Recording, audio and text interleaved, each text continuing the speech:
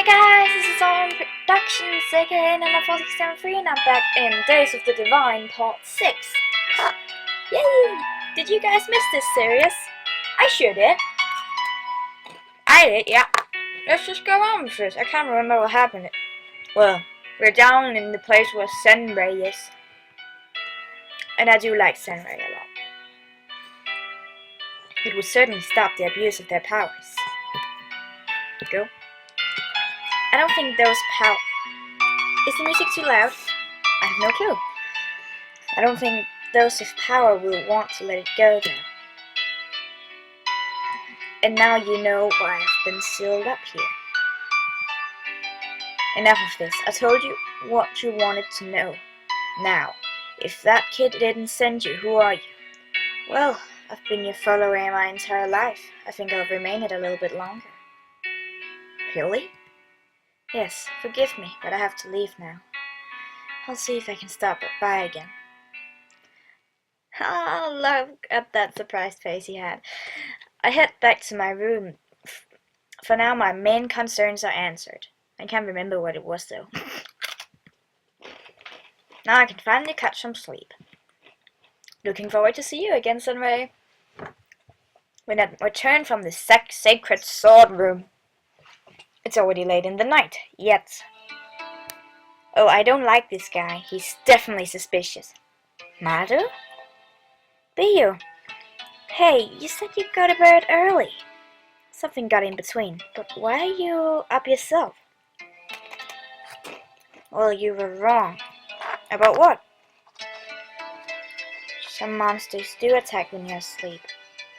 Oh, shit. He passes me by. Heading outside. Maybe he needs some fresh air. But what did he mean? About to move on, I noticed something dark in the corner of my eyes and looked back. However, it seems to be gone. Well, what was that? Still uneasy, I head back to my room. Now let's go to Senrei. The sun is shining brighter than usual when I open my eyes. I shoot up in the bed immediately and stumble out to get dressed. I should really go to bed earlier or find a way not to oversleep. It makes me feel bad if Leofan has to prepare breakfast each morning. Oh, at least you don't have an alarm clock, Bio. That sucks. I literally want to burn mine. I hate waking up in the morning. Anyway, let's just go on. Walking out my door, I try to close it again, but stop in shock. What is this? There's a note on my door again, this time held up by... Really, what is he thinking? Sticking swords in my door now? What will he use next to ruin my poor door? An axe? Grumbling over my grandpa's strange habits, I pull the sword out of my door and begin reading the note. Be you. Come to the shrine at the top of the hill when you wake up. Bring the sword. If you don't come, I will throw you out. Your grandfather. Yes, Grandpa, I understand. With a heavy sigh, I sheath the blade and attach it to my sash. I wonder what he wants me to do with his sword. With a bad feeling, I head for the hill.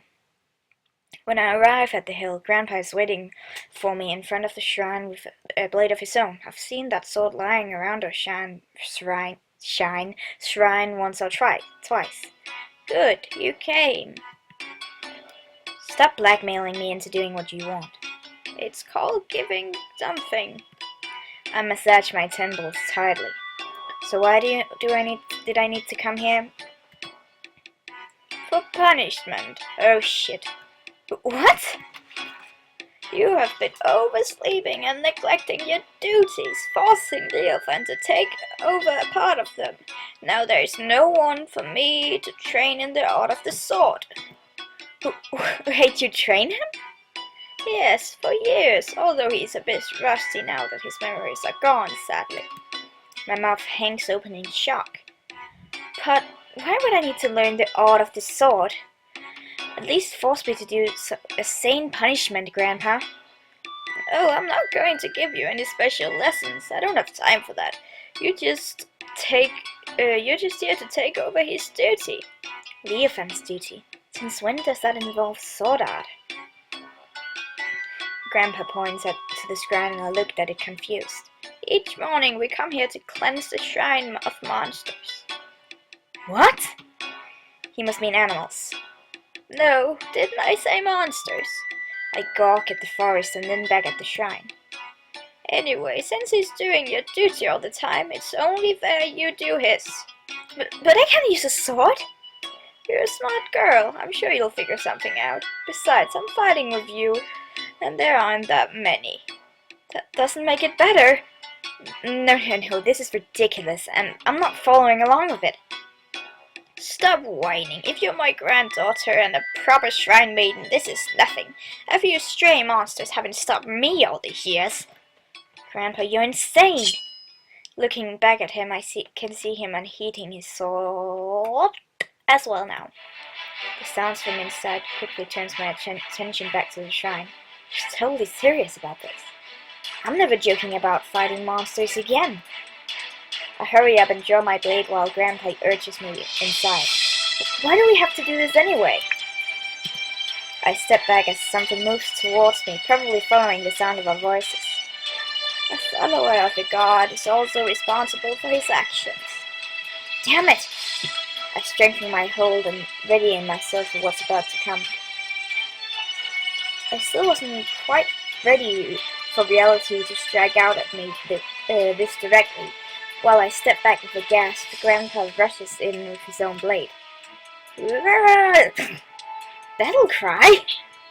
He lashes out at the monsters with a strange strike. They all jump back with a shriek and barely avoid the blade. Maybe they're also encouraged by my discovery. I pick up the sword and take a swing of one of the other monsters. It dodges to the side, but also takes a step back. I see, okay, maybe this will work. Following my grandpa's example, I rush in, but instead of a battle cry, I whisper a mantra. A dark interior of the shrine, my summoned seal lights up brighter than ever before behind my back. The monster screeches and latches around, blinded for a moment. Taking advantage of this, I soon close in on it and smack the flat of the blade against its back with as much force as I can. What? My blade glows brightly on impact, sending the creature flying to the ground with a big smack. Grandpa, did you give me an enchanted sword? Seeing the creature get up with some difficulty snaps my attention back to the situation. I send off my seals to immobilize the monster, but in my moment of victory, the remaining creature had snuck up on me. I jump around to see it comes down on me with sharp claws.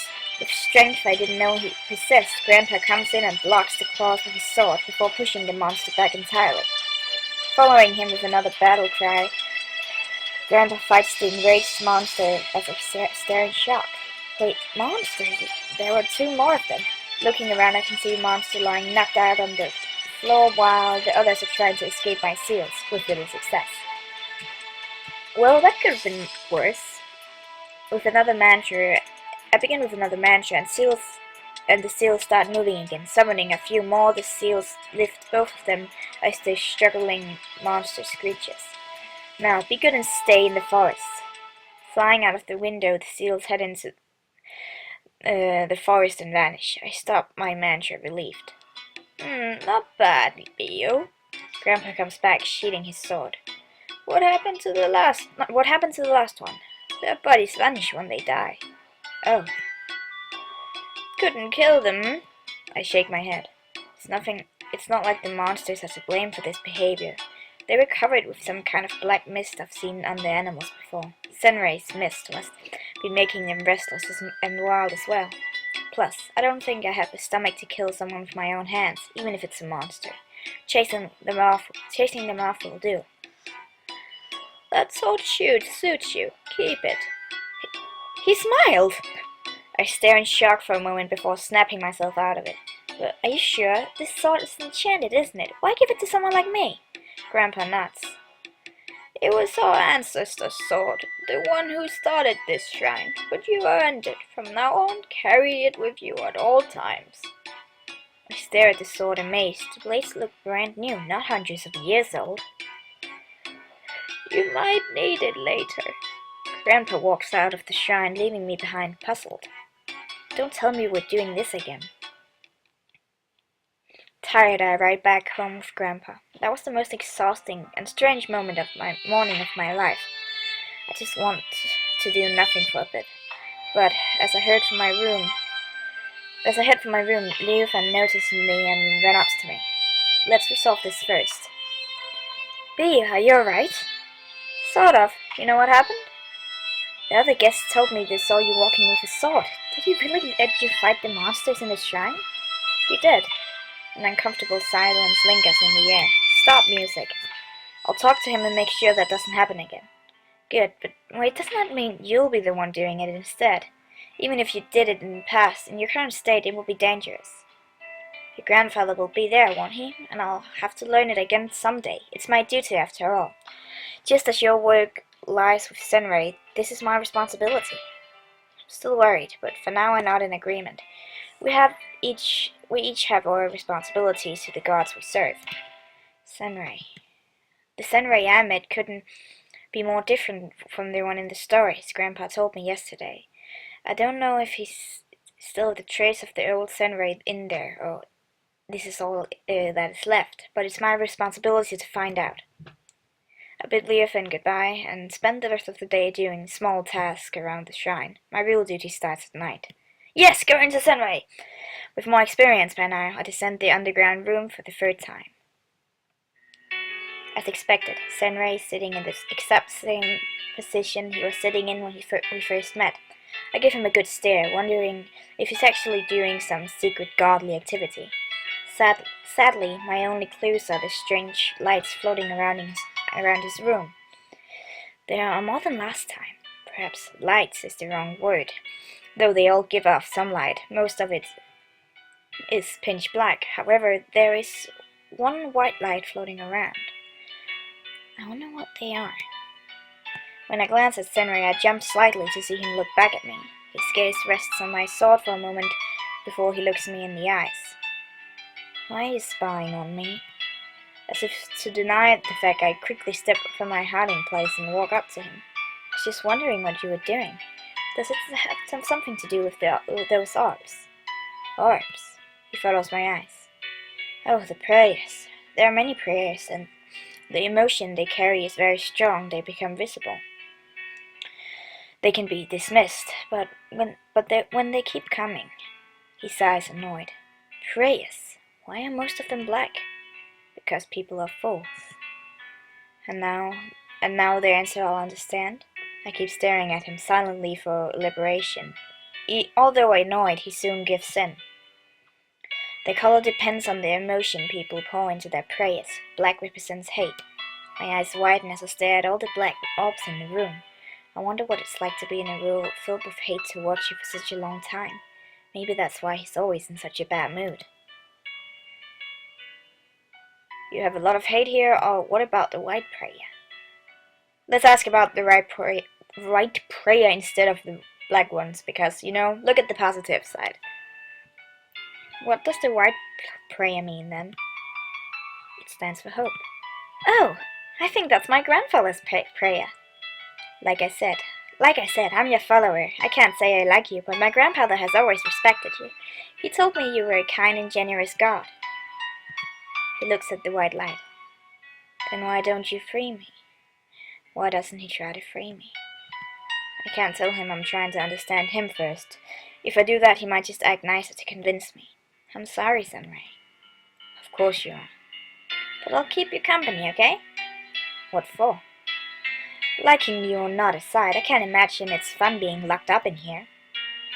You're strange, but fine. If you want to bore yourself that badly, then let's talk. Not interested. I can't help but let out an irritated sigh. This guy. There's nothing you're interested in. Not really. From what I've deduced, humans and gods are still the same. And the ones who started praying to you, were they fools too? I seem to have hit a note there, as he doesn't respond immediately. I have to end the episode here. I will see you in the next one. Bye!